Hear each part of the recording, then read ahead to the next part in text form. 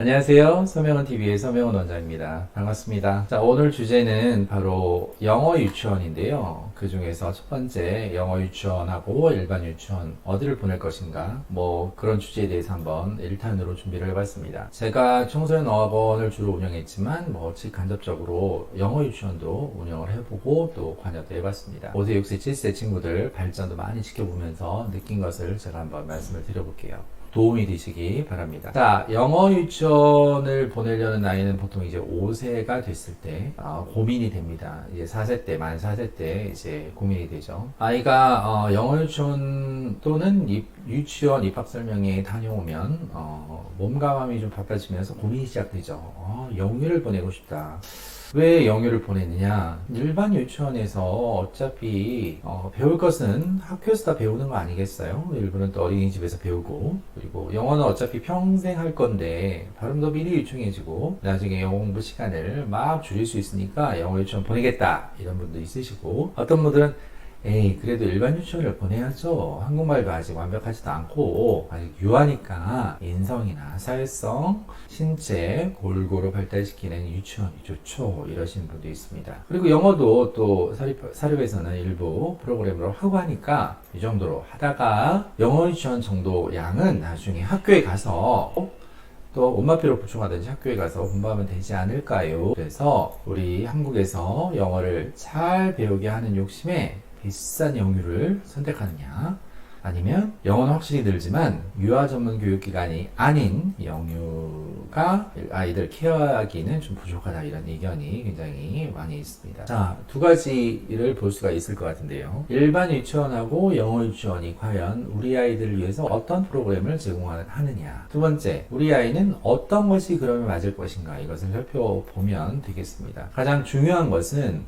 남들의 케이스가 아니라 우리 아이한테 잘 맞는 프로그램을 고치는 것이 좋다. 그리고 우리 아이의 실정에 맞는 프로그램, 형편에 맞는 프로그램을 고르는 것이 좋다라고 생각해요. 그래서 항상 선택의 기준은 우리 아이한테 잘 맞느냐가 되어야겠습니다. 자, 그런데 여기서 주의할 것은 영어 유치원이라는 것은 어린이 어학원이에요. 따라서 말을 다시 제목을 바꾸면 어린이 어학원을 보낼 것인가 유치원을 보낼 것인가 하는 게 정확한 표현이 되겠습니다. 그래서 지금부터 이제 영유하고 영유의 프로그램에 대해서 알아보겠습니다. 자, 그럼 간단하게 한번 일반 유치원을 보내면 어떤 걸 배우는지 알아보겠습니다. 일반 유치원은 어린이집과 달리 보육이 중심이었죠. 그렇지만 이제 유치원은 좀 더 교육에 초점을 맞추는 곳이고, 즉 학교와 같이 교육 과정을 배우는 곳이라고 보시면 되고, 근데 이 유치원은 누리과정이라는 만 3세부터 5세까지 유아에게 공통적으로 제공되는 보육 과정이 있기 때문에 어디를 가든 간에 조금 내용은 다르지만 분류는 다르지만 비슷한 내용을 하신다고 보시면 될 것 같아요. 그래서 누리 과정은 5개 영역이 있는데, 하나는 신체운동, 두 번째 의사소통, 세 번째 사회관계, 네 번째 예술 경험, 그리고 자연탐구 영역, 이 5가지를 배우는 것이 유치원이라고 보시면 될 것 같아요. 그래서 우리 학생들이 유치원을 잘 다닐 경우라면 일반적으로 5가지, 체력, 인성, 과학, 체험활동, 그리고 이제 독서를 배운다고 보시면 될 것 같고요. 자, 그러면 반면에 영어 유치원을 보겠습니다. 일반 유치원은 공부보다는 주로 인성과 사회성 위주, 그리고 이제 일반 교과를 체험하는 정도로 그친다고 한다면, 영어 유치원은 말씀드린 그대로 유아 어학원입니다. 자, 어학원이라는 게 뭐예요? 영어를 배우기 위한 곳이죠. 그런데 이 유아 어학원도 사실은 2가지 종류가 있습니다. 하나는 학습형 어학원이 있고, 두 번째는 놀이형 영유 어학원이 있습니다. 근데 이 중에서 이제 유명한 것은 물론 학습형입니다. 여러분들이 많이 들으신 폴리, SLP, 게이트, PSA 이런 학원들은 모두 학습형이라고 보시면 될 것 같아요. 자, 이 중에서 한번 5, 6, 7세 별로 학습형 영유에서 무엇을 배우는지 한번 간단하게 말씀드려볼게요. 보통 1년 차에는 책 읽기 또는 이제 아니면 통용, 파닉스, 영어 들려주기, 말하기의 기초를 닦는다고 보시면 돼요. 그래서 1년차 친구들은 보통 파닉스하고 문장학습, 좀 재미를 바탕으로 한 사물, 상황에 대한 묘사, 인사, 가족 이야기, 숫자, 감정, 시간, 미국에서 유치원생들이 배울 만한 그런 내용들을 학습하게 됩니다. 물론 학생은 학생에 따라서 매우 두려운 친구도 있고, 그리고 주변을 많이 의식할 수도 있고, 영어에 흥미를 또 많이 느낄 수 있는 것이 5세입니다. 그러다가 이제 2년차가 되면 좀 영어가 익숙해져요. 그래서 정확하게 의사 표현을 시작하긴 하는 친구들도 꽤 있고요. 그리고 간단한 문장에서 좀 나아가서 이제 문장을 좀 길게 말할 수 있는 표현 학습 이런 것들이 가능하고, 그래서 그 6세 때, 2년차 때는 말하기, 쓰기, 문법 이런 것들이 좀 학습이 됩니다. 3년차가 되면 정말 많이 자신감이 올라오죠. 그리고 유창해지고, 그리고 이제 미국 학습 내용은 미국 초등학교 것의 내용을 학습한다고 보시면 될 것 같아요. 그래서 내용을 중심으로 하는 꽤 어려운 책들도 7세 때 많이 배운다고 볼 수가 있습니다. 그래서 입학차별로 차이가 나는 것은, 예를 들면 이제 보통 5세 때 입학을 어떤 친구가 했고, 어떤 친구는 이제 6세에 하고, 어떤 친구는 7세에 하는데, 예를 들어서 6세 때 입학한 친구는 7세 때 입학한 친구보다 이제 같은 학교가 돼도 보통 미국 학년으로 보면 반 학기 정도 빠른 진도를 나간다고 보시면 돼요. 1년 차이는 아니고, 그래서 똑같은 6세래도 5세 때 입학한 6세하고 6세 때 입학한 6세하고 내용은 조금 수준 차이가 한 학기, 1년에 반 정도, 한 학기 정도 차이가 난다고 보시면 돼요. 그래서 우리 친구들 이 영유, 학습식 영유에 들어가는 경우라면 5세 때는 적응하는 것을 굉장히 잘 도와주셔야 됩니다. 특히 일찍 일어나는 연습뿐만 아니라, 그리고 이제 앉아서 학습하는 경우, 대부분 이제 영유 같은 경우는 앉아서 그 책상이 있고 의자가 있는 경우가 대부분입니다. 그래서 그렇게 앉아서 학습하는 그 습관이 들여져 있어야지 어떻게 보면 본전을 뽑는 거죠. 결과가 좋은 거고. 그런데 그런 경우라면 이제 어머니가 영어책 또는 한국책을 좀이라도 읽어준 경우라면 학생이 그걸 잘 적응하고 앉아있고 쏙쏙 흡수할 수 있지만 책 읽기가 익숙하지 않거나 아예 ABC도 모르는 친구라면 적응하는 데 좀 시간이 걸릴 수 있을 것 같아요. 그래서 이때는 적응을 하는 것을 가장 도와주셔야 되고, 그리고 짝꿍을 만들어주는 것도 굉장히 필요합니다. 학원에서 물론 알아서 해주시겠지만, 학생들이 만약에 동네에 같은 친구가 있다면 같이 어울려서 영유에 가고, 그리고 이제 생활을 잘할 수 있도록 적응에 굉장히 도움을 주시는 것이 좋다고 생각해요. 자, 그러다가 이제 6사가 되면 말하기가 꽤 익숙해지죠. 그래서 보통 많은 연구 결과에 따르면 영어 말하기는 영어 환경에 노출되고 보통 6개월 정도가 지나면 많이 이제 아웃풋이 나옵니다. 그래서 보통 이제 6개월에서 1년 정도가 지나면 아이들이 말을 조금 하기 시작하고, 그리고 1년에서 1년 정도가 지나면 보통 2문장 정도, 그리고 3년 정도가 될 때쯤에서 문장 말하기가 보통 가능하다고 하는 게 연구 결과입니다. 그래서 시간을 이렇게 투자한 만큼 아이들이 영어가 당연히 유창해지고요. 그리고 이 효과를 극대화하기 위해서는 유치원에 가기 전에 미리 집에서 마더구스 같은 동화 같은 걸 많이 들려주거나 아니면 초중이 영어를 조금 볼 수 있도록 해주는 것이 굉장히 필요하고요. 그렇게 해야지 또 영어 유치원에 가서 적응을 잘한다고 볼 수 있어요. 그래서 6세 때는 말하기가 조금씩 익숙해지면서 숙제도 좀 잘 해오고, 그리고 이제 좋아하는 책도 많이 읽으면서 학원에 다니기 시작합니다.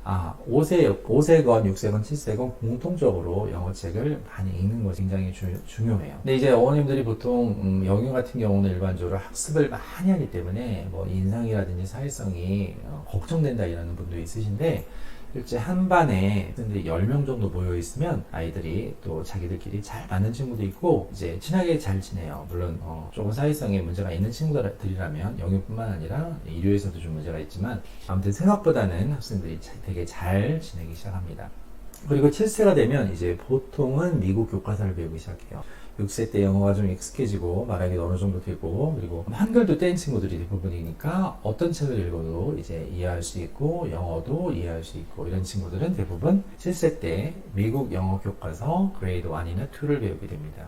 그래서 결론적으로 영유를 2년이나 3년 정도 다니면 제대로만 잘 따라간다면 상당한 수준의 영어 실력을 갖추는 것은 부인할 수가 없어요. 자, 그러면 이제 여기서 간단하게 비교를 해보면 영유는 상당한 기간에 언어 학습을 할 수 있는 큰 장점이 있다. 이류는 정서라든지 사회성 그리고 체험학습 이런 학습의 교과 이제 기초를 닦을 수 있다 이런 장단점이 분명히 지는데 그럼 이렇게 마냥 무조건 장점만 있을 것인가? 영유를 무조건 다 보내야 될 것인가? 아니면 영유에서 효과가 없는 친구들 어떤 친구들인가? 이런 것도 이제 한번 알아볼 필요가 있는데요. 자, 어떤 친구가 영유에 다니는 것이 효과적인가 한번 말씀을 드려볼게요. 자, 아이들에 따라서 좀 틀리겠지만 부모의 입장에서 생각을 해볼게요. 부모의 입장에서 학생에게는 한국말과 같이 영어를 만들어주고 영유 졸업한 다음에도 이렇게 영유를 투자하듯이 좋은 환경을 만들어줄 자신이 있는 경우라면 영유에 보내는 것도 굉장히 좋은 선택이라고 생각합니다. 다시 말해서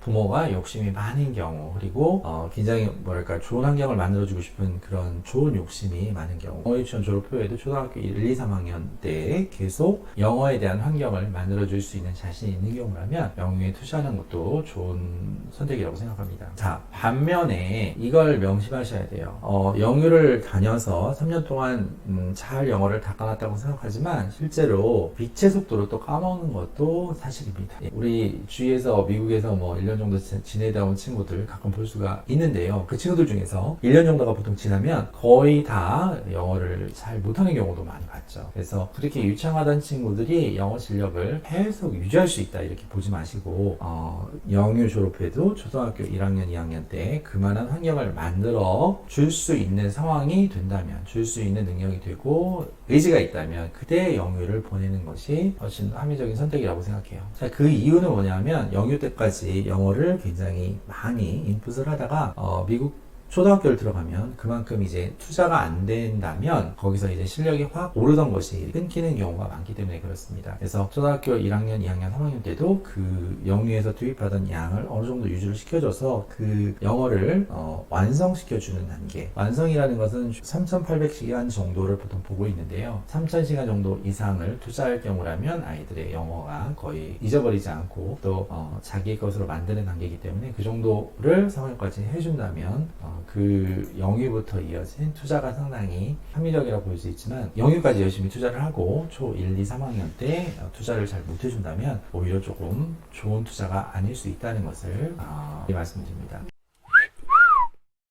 정리를 한번 해볼게요. 자, 학습형 영유, 놀이형 영유, 그리고 일반 유치원에 어울리는 친구들을 정리를 해보면 학습형 영유는 언어에 대한 흥미가 매우 높은 친구들 그리고 언어 스트레스를 잘 견디는 친구들 그리고 말하기가 적극적인 친구들 또는 집에서 아예 영어 교육에 관심이 많아서 영어책 정도는 벌써 읽어준 친구들이라면 벽 영유를 5세 보내는 것도 추천을 해드립니다. 자, 그런데 놀이형 영유, 영어는 시키고 싶지만 스트레스가 좀 많다거나 이렇게 체육활동 같은 걸 너무 좋아한다거나 말하기도 적극적인 친구들은 오히려 놀이형 영유도 잘 맞는 것 같아요. 그리고 이제 일반 유치원이라면 언어에 대한 흥미가 좀 많이 부족하거나 아니면 이제 그런 경우라면 굳이 영어 유치원을 저는 보낼 필요가 없다고 생각합니다. 자, 그리고 영어 유치원을 보내면서 효과를 좋게 하려면 숙제를 꼼꼼히 해야 된다. 그리고 영어책을 열심히 읽어야 된다. 그리고 관심을 많이 가지고 초등학교 1, 2, 3학년 때도 계속 이어줄 수 있는 투자를 생각해야 된다. 그래서 꼭 말씀드리고 그렇게 꼼꼼하게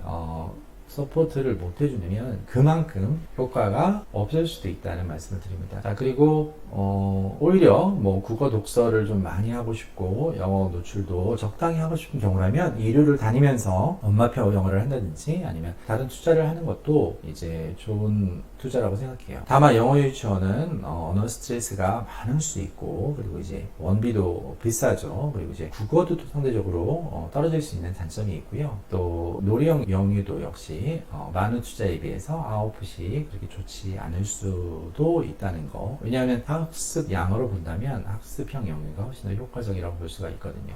그래서 놀이형 영유는 약간 어정쩡한 선택이 될 수도 있다. 그걸 말씀드리고 싶어요. 일반 유치원은 여러분들이 다 아시는 그대로 인성이라든지 사회성이라든지 체력 그런 것들을 잘 기를 수 있는 거고 또 국어 독서를 열심히 하고 그리고 이제 영어 노출이 좀 부족한 것은 나중에 또 할 수 있다고 생각합니다. 그래서 중요한 것은 아이들의 성향과 부모의 계획 그리고 상황에 따라서 아이들은 적합한 아이들이 다르다 이렇게 말씀드릴 수 있을 것 같아요. 자, 이상으로 이리화하고 영우의 장단점에 대해서 간단하게만 말씀을 드려봤는데요. 다음번에는 직접적으로 영유하고 이리화에 어울리는 친구들에 대해서 조금 더 구체적으로 들어가 보도록 하겠습니다. 자, 이상으로 1탄을 마칠게요.